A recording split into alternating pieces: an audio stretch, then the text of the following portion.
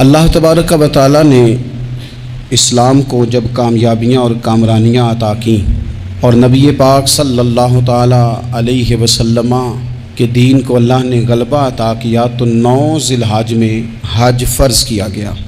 حج اس سے پہلے بھی کیا جاتا تھا، پرانی شریعتوں میں بھی حضرت ابراہیم علیہ السلام کے طریقے پر حج ہوتا تھا، پھر کفار مکہ نے، قریش مکہ نے اس میں کچھ غلط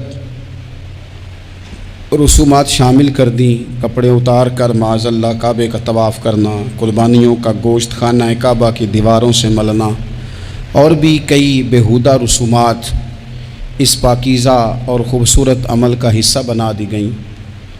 پھر 9 ذی الحج کو حج فرض ہوا۔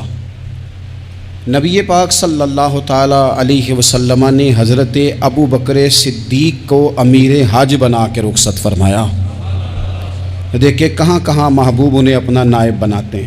اب 9 کو تو حضور نے حضرت ابو بکر صدیق کو امیر حج بنایا اور پھر اعلان فرمایا، جہاں جہاں مسلمان آبادیاں تھیں وہاں اعلان کر دیا گیا کہ آئندہ سال رسول پاک علیہ السلام خود حج کے لیے تشریف لے جائیں گے۔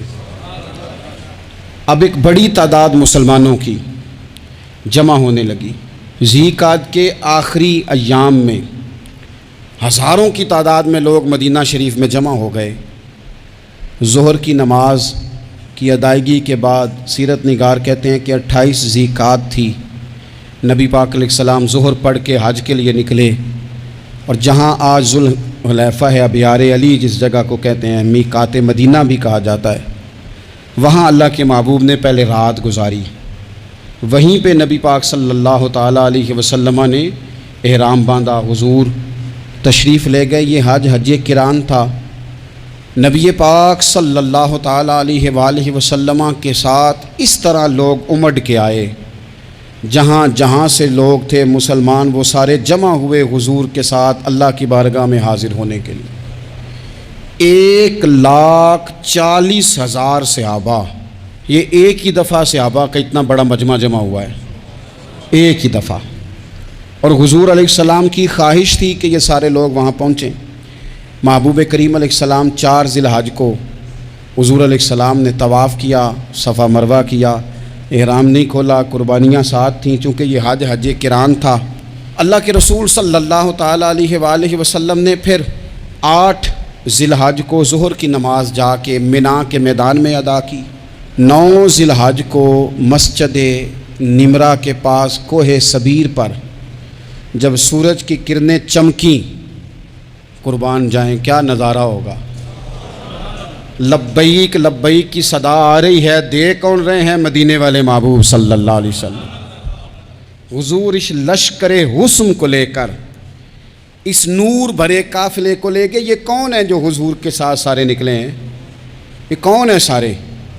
یہ وہ فیروز بخت سعادت مند لوگ ہیں کہ ان میں سے جس نے ایک دفعہ بھی ایمان کی حالت میں حضور کو دیکھا اور پھر خاتمہ بالخیر بالایمان کے ساتھ دنیا سے رخصت ہوئے، یہ وہ لوگ ہیں کہ ولی اگر 60 سال بھی سارا دن روزہ رکھے، ساری رات نفل پڑھے، ہر برائی سے بچے، لیکن پھر بھی کسی صحابی کے قدموں کی خاک تک کو نہیں پہنچ سکتا۔ اور صحابی زیارت سے بنتا ہے، ولی عبادت سے بنتے ہیں۔ نبی پاک صلی اللہ تعالیٰ علیہ وسلم کے وہ سارے صحابہ کون ہیں؟ الصحابہ النجوم، یہ حضور کی چاروں جانب یہ چمک رہے ہیں، انہیں خود میرے نبی پاک نے ستارے فرمایا ہے۔ ایک سمت علی، ایک سمت عمر، صدیق ادھر، عثمان ادھر، ان جگمگ جگمگ تاروں میں بھلا مہتاب کا عالم کیا ہوگا۔ اور ہر کوئی فدا ہے بن دیکھے تو پھر دیدار کا عالم کیا ہوگا۔ تو نبی پاک صلی اللہ علیہ وسلم نے یہ وہ موقع تھا، 9 ذی الحج میدان عرفات، حضور صلی اللہ علیہ وسلم نے ظہر کی نماز ادا فرمائی اور پھر کچھ توقف کے بعد حضور کے لیے اونٹنی پر کجاوا سجایا گیا۔ حضور اپنی کسوا نامی اونٹنی پر سوار ہوئے، میرے محبوب نے خطبہ دینے کا ارادہ فرمایا۔ رب کریم نے ارشاد فرمایا، الیوم اکملت لکم دینکم، آج میں نے تمہارے لیے تمہارا دین مکمل کر دیا ہے، مکمل ہو گیا دین، اس کے بعد کوئی اور دین نہیں آئے گا۔ اس آیت نے بتا دیا کہ حضور آخری نبی ہیں، دین مکمل ہو گیا، اب کسی اور پیغمبر کی، رسول کی، دین کی، کتاب کی ضرورت باقی آج میں نے تمہارے لیے تمہارا دین مکمل کر دیا. اور کیا خوبصورت لفظ ہیں قرآن پاک میں فرمایا وَأَتْمَمْتُ عَلَيْكُمْ نِعْمَتِي, اور آج میں نے تم پر اپنی نعمتیں تمام کر دی ہیں, نعمتیں مکمل کر دی. وَرَضِيتُ لَكُمُ الْإِسْلَامَ دِينًا, اور اللہ فرماتے ہیں میں نے تمہارے لیے دین اسلام کو پسند کیا ہے, یہ میری رضا ہے, یہ دین اسلام تمہارے لیے پسند کیا ہے. کوئی بندہ ساری زندگی مخلوق کی خدمت کرے, ساری زندگی رستوں سے کانٹے اٹھائے, ساری زندگی خیر کا کام کرے, کسی کو تکلیف نہ دے, لیکن اگر مسلمان نہیں نا, اگر کلمہ نہیں نہ پڑھتا, تو اس کی ساری عمر کی خیر بھی کسی کام کی نہیں. اس لیے کہ رب فرماتا ہے جڑ دین اسلام ہے, جڑ ہوگی تو پھر شاخیں قبول کی جائیں گی نا. تو اگر جڑ ہی سرے سے نہیں ہے تو خیر کرنے کا معنی, کچھ لوگ کفار کی مشرکین کی تعریف کرتے ہیں کہ جناب بلے بلے اتنے ویلفیئر کام ہو رہے ہیں, تو یاد رکھو سب سے ضروری جڑ ہے. قرآن پاک میں رب تعالیٰ نے منافقین, مشرکین اور کفار کے اعمال کی بنیاد اس طرح کی بتائی ہے کہ جس طرح پتھر پر تھوڑی گرد پڑ جائے, ذرا ہوا کا جھونکا ہے یا بارش آئے تو پتھر صاف کا صاف ہو جاتا ہے. ان کے اعمال اس طرح کے ہیں. اس خیر کا کیا مطلب کہ جس خیر میں ایمان ہی شامل نہیں. جب تک بندہ مومن نہ ہو اس کا کوئی عمل بھی اللہ کی بارگاہ میں قابل قبول نہیں ہوتا. یہ آیت نازل ہو گئی, فرمایا دین مکمل ہو گیا. او میرے بھائیو, خدا را سوچو, کوئی شے مکمل نہیں دنیا میں, کوئی شے بھی. کروڑوں کا مکان بنا لو پھر بھی کوئی نہ کوئی نقص نکل ہی آتا ہے. کوئی دنیا میں شے مکمل ہے ہی نہیں. اگر کوئی شے مکمل ہے تو وہ مدینے والے رسول کا دین مکمل ہے. مکمل, جب ہم کہتے ہیں نا مکمل دین, تو لوگ سمجھتے ہیں تو شاید سادی سی بات ہے. یہ وہ والی بات ہے جو دنیا میں کہیں نہیں پائی جاتی. جب یہ آیت نازل ہوئی تھی نا, تو بخاری میں موجود ہے, ایک بہت بڑا یہودیوں کا عالم حضرت عمر فاروق رضی اللہ تعالیٰ عنہ سے کہنے لگا یہ جو تم پر آیت نازل ہوئی ہے نا کہ دین مکمل ہو گیا, یہ اگر ہم پر نازل ہوتی نا تو جس دن یہ آیت نازل ہوئی ہوتی ہم نے ہر سال اسی دن کو عید بنا لینا تھا کہ دین مکمل ہو گیا. الیوم اکملت لکم دینکم, دین مکمل ہو گیا. ہم تو عید بنا لیتے. تو حضرت عمر کہنے لگے ہم پر بھی بڑا فضل ہے. جس دن آیت نازل ہوئی تھی عرفہ کا دن بھی تھا اور جمعے کا دن بھی تھا. ایک نہیں دو عیدیں تھیں مسلمانوں کی, دو عیدیں تھیں مسلمانوں کی, دو. عزیز بھائی, دین مکمل اللہ نے دیا.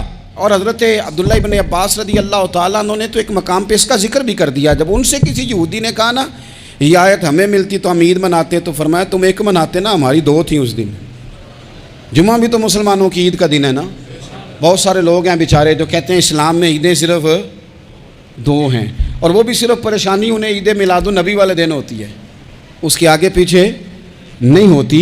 حالانکہ نبی پاک علیہ السلام نے کہا ہر جمعہ بھی عید ہے, خود حضور نے فرمایا, لیکن وہ اڑ جاتے ہیں کہ نہیں عیدیں صرف دو ہی ہیں. بھائی آپ یہ کہہ سکتے ہیں کہ اسلام کی معروف عیدیں دو ہیں, اپنے معنی اور مفہوم کے لحاظ سے جس کو یوم عید کہا جائے وہ عیدیں دو ہیں. تو نبی پاک صلی اللہ تعالیٰ علیہ وسلم نے میدان عرفات میں خطبہ دیا. یہ جو واعظ و نصیحت ہے نا, خطبہ تقریر, یہ دنیا کر رہی ہے, کرتی رہے گی, کرتی چلی آئے گی, اور اس کو میرے نبی پاک علیہ السلام نے پسند فرمایا. خیر کی بات کرنے والے کو حضور نے دعا دی. محبوب فرمانے لگے اللہ جو میری حدیثیں یاد کر کے آگے پہنچائے اس کے چہرے کو تر و تازہ رکھنا. یہ ابلاغ دین بہت بڑی بات ہے اگر کوئی خلوص نیت سے کرے. لیکن کائنات ارضی میں وہ جو حضور کا خطبہ حجۃ الوداع ہے, وہ دستور ہے, وہ منشور ہے. انسانی حقوق پر اس سے بڑا چارٹر نہ پہلے کبھی تھا نہ قیامت تک دوبارہ بن سکتا ہے. اس کو خطبہ حجۃ الوداع کیوں کہتے ہیں؟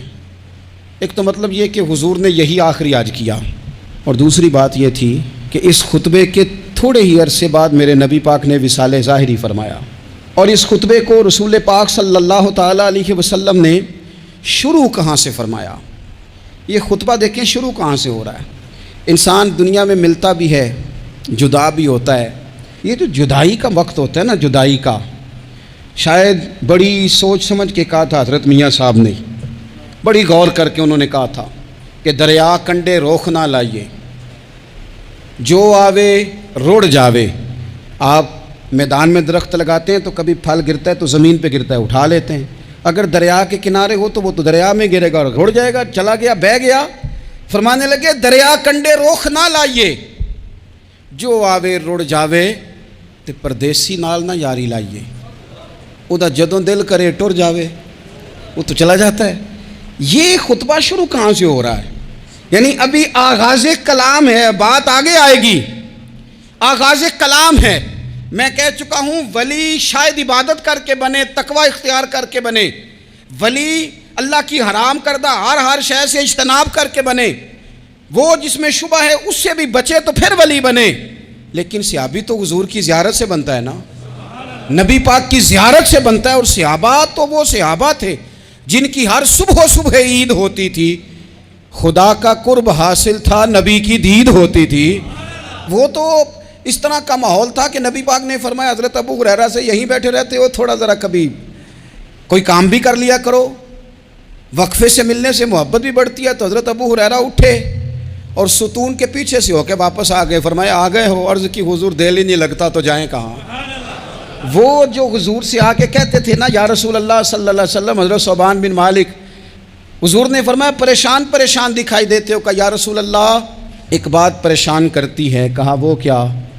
عرض کی حضور دل بے چین ہوتا ہے تو زیارت کو آ جاتا ہوں، آج ایک عجیب خیال آیا ہے، اور اس نے عجیب رنگ طبیعت میں بھر دیا ہے۔ فرمایا تمہیں کیا خیال آیا؟ عرض کی یا رسول اللہ صلی اللہ علیہ وسلم آج خیال آیا ہے کہ صوبان ہے تو حضور کا غلام ہے، جنت تو حضور کے صدقے ملے گی، لیکن یہ ہے کہ حضور تو ہوں گے نا نبیوں کے ساتھ، تجھے ملے گی پر ملے گی تو غلاموں کے محلے میں نا۔ تو دل میں خیال آیا کہ وہاں زیارت بھی ہوگی کہ نہیں؟ او جنت میرے کس کاری جتھے یار نظر نہ آوے، زیارت بھی ہوگی کہ نہیں؟ حضور کی بارگاہ میں جب حضرت صوبان نے عرض کی تو رب کریم نے فرمایا محبوب جو تیری اور تیرے رب کی اطاعت کرے نا، اولئک انعم اللہ علیہم من النبیین والصدیقین والشہداء والصالحین، فرمایا ان کو اللہ نبیوں کے، صدیقین کے، شہداء اور صالحین کے ساتھ ہی جنت میں اکٹھا فرمائے گا۔ وہ اکٹھے رہے۔ تو جن کو تو جنت میں بھی حضور کی زیارت کے بغیر چین نہیں تھا، ان کو حضور نے خطبہ حجۃ الوداع شروع کرتے وقت پہلا جملہ پتہ کیا کہا؟ حضور اونٹنی پہ ہے، احرام باندھا ہوا ہے، 1,40,000 کم و بیش غلام سامنے کھڑے، عرفات کا میدان۔ محبوب فرمانے لگے پہلا جملہ، جو درد والے تھے وہ تڑپ گئے، یہ سارے درد والے تھے لیکن کچھ زیادہ مزاج شناس تھے۔ محبوب نے پہلا جملہ کہا، حضور فرمانے لگے لوگو جس طرح آج اکٹھے ہوئے ہیں شاید اس کے بعد دوبارہ ہم اکٹھے نہ ہوں۔ پہلا اعلان ہی کر دیا کہ یہ تمہارے ساتھ جو آج خطبہ ہے نا، اس میں اشارہ دے دیا کہ دوبارہ نہیں جمع ہوگے، اگلا حج نہیں کرنا، بس ختم ہوئی بات۔ یہ آخری پہلی بات ہی حضور نے یہ بیان کی۔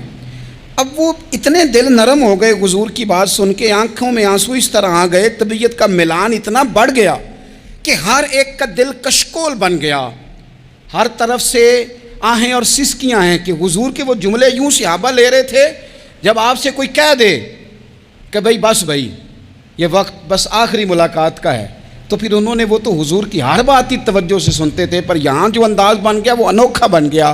فرمایا شاید دوبارہ ملاقات نہ ہو۔ پھر میرے کریم محبوب صلی اللہ تعالیٰ علیہ وسلم نے فرمایا جس طرح تمہارے لیے یہ شہر حرمت والا ہے، مکہ حرمت والا ہے نا، ایک نیکی کرو تو مکے میں 1,00,000 کا ثواب، حرم مکہ میں ایک گناہ کرو تو وہ بھی 1,00,000 لکھا جاتا ہے، حرمت والا ہے، بڑی عزت والا ہے۔ فرمایا جس طرح یہ گھر عزت والا ہے کعبہ، جس طرح یہ شہر عزت والا ہے، فرمایا جس طرح آج کا دن حرمت والا ہے، مسلمانوں میں تمہیں بتا کے جا رہا ہوں، تمہیں سمجھا رہا ہوں، اسی طرح میں نے تم سب پر ایک دوسرے کے مال اور عزت کو حرمت والا کر دیا ہے۔ اور صحابہ کو نا حضور نے پہلے یہ سبق پورا حضور نے پوچھا، یہ بھی ذرا کمال ہے، یہ بخاری مسلم کی حدیث ہے۔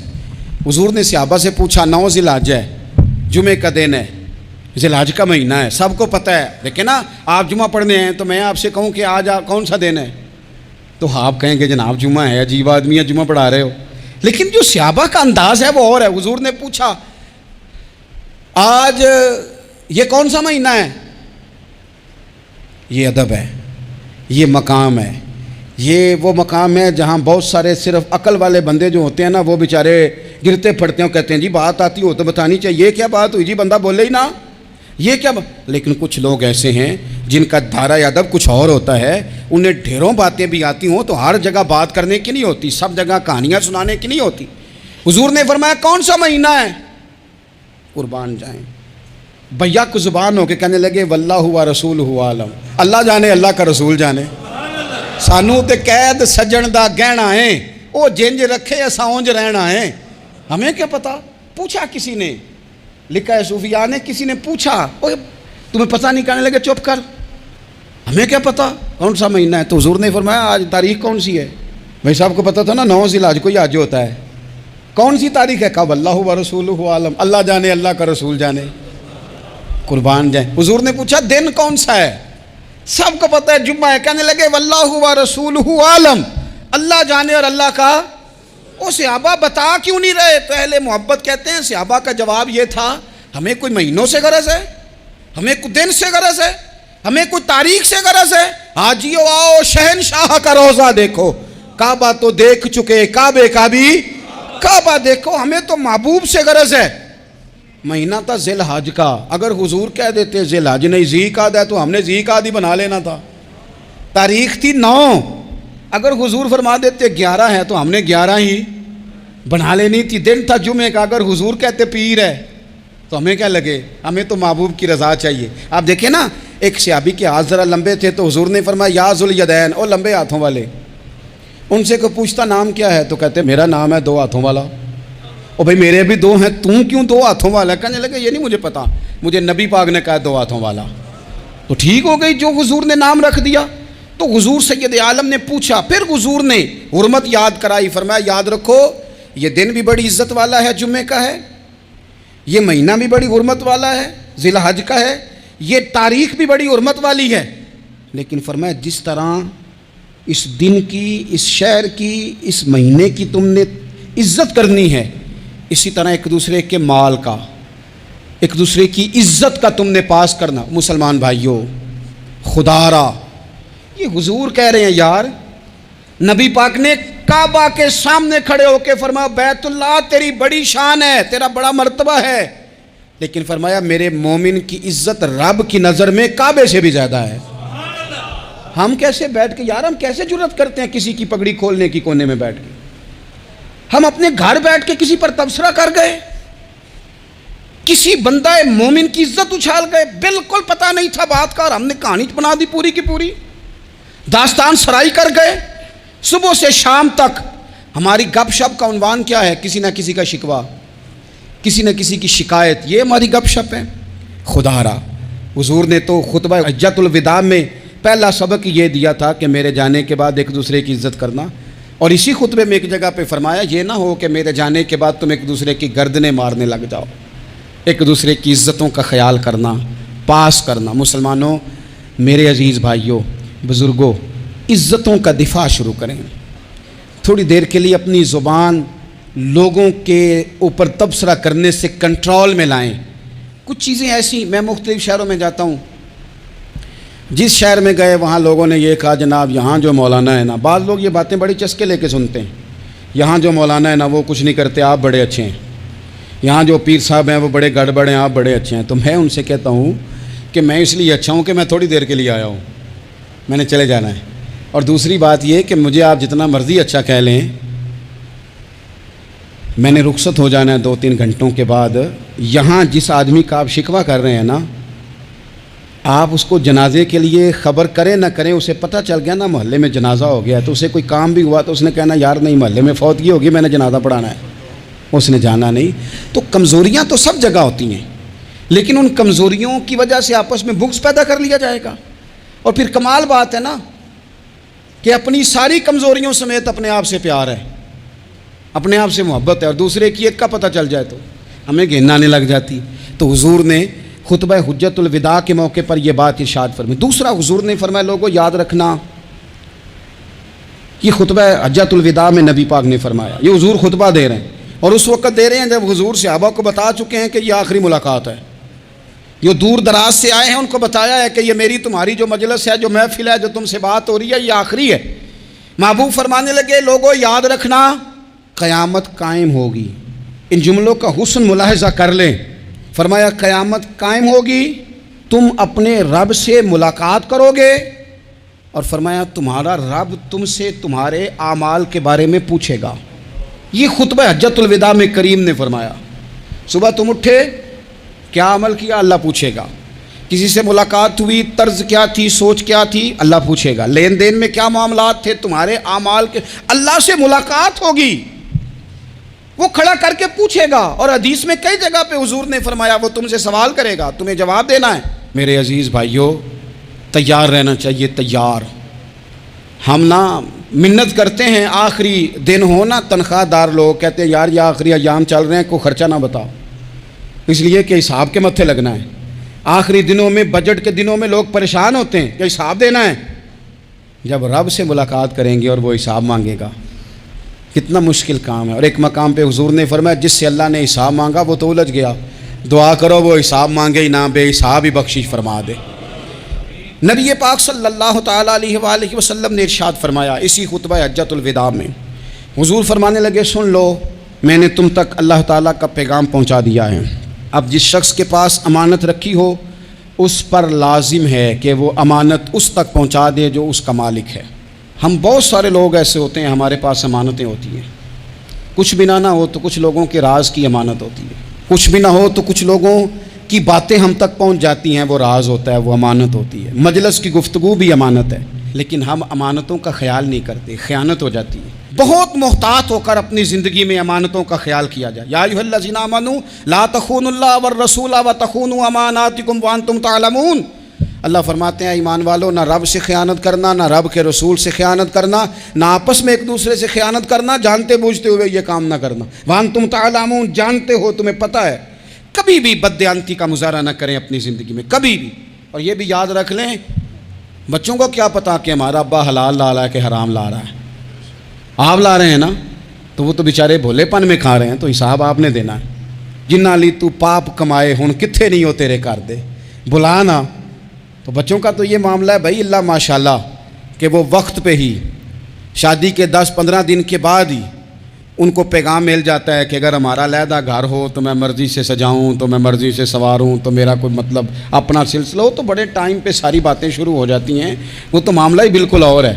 تو بالکل کسی بھی امانت میں کبھی بھی خیانت کرنے کی کوشش نہ کریں، اور یاد رکھیں مال حرام جہاں آتا ہے وہاں بڑی تباہی آتی ہے، جہاں لوگ بددیانت ہو جاتے ہیں وہاں معاملات بڑے خراب ہو جاتے ہیں۔ اللہ تبارک و تعالیٰ دیانتداری کی توفیق عطا فرمائے۔ حضور نے خطبہ حجۃ الوداع کے موقع پر فرمایا میں نے آج جاہلیت کے سارے سود ختم کر دیے۔ نبی پاک میدان عرفات میں کھڑے ہو کے فرمانے لگے جس بندے نے بھی کسی سے پیسے لیے ہیں وہ اصل رقم دے گا، زائد نہیں دے گا۔ حضور کے بڑے قریبی تھے ایک، فرمایا انہوں نے بھی کچھ لوگوں سے پیسے لیے ہوئے، چونکہ وہ سب لوگ کرتے تھے، حرام ہی نہیں تھا، فرمایا میں ان کو بھی حکم دیتا ہوں کہ یہ اصل رقم وصول کریں گے، کسی سے ایک پائی بھی زیادہ وصول نہ کریں گے۔ نبی پاک صلی اللہ تعالیٰ علیہ وسلم نے خطبہ حجۃ الوداع میں ایک باریک بات حضور نے بھی، یہ آپ نے ضرور سمجھنی ہے، بالخصوص جو لوگ تھوڑا دین پر عمل کر رہے ہیں، جن کا لبادہ مذہبی ہو گیا، جنہیں لوگ حضرت صاحب، قاری صاحب، علامہ صاحب، مفتی صاحب، حاجی صاحب، بزرگوں کہہ کے بلاتے ہیں، وہ اس پر توجہ کریں۔ میرے نبی پاک صلی اللہ علیہ وسلم نے خطبہ حجۃ الوداع کے موقع پہ ارشاد فرمایا لوگو شیطان اب مایوس ہو گیا ہے، وہ تم سے بتوں کی پوجا نہیں کرا سکے گا، ہاں وہ تمہیں چھوٹے چھوٹے گناہوں میں مبتلا کرے گا، وہ تم سے چھوٹے چھوٹے عیب کرائے گا، تم سمجھو گے یہ تو غلطی کوئی نہیں، فرمایا اس سے بچ کے رہنا۔